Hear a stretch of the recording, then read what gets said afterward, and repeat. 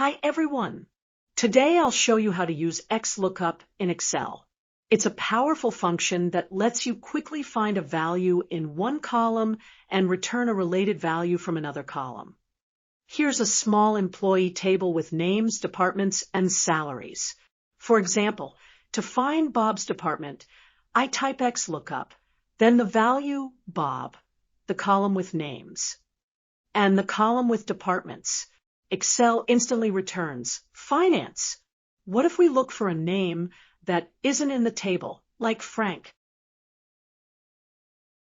We can add a message for missing values. XLOOKUP returns not found instead of an error.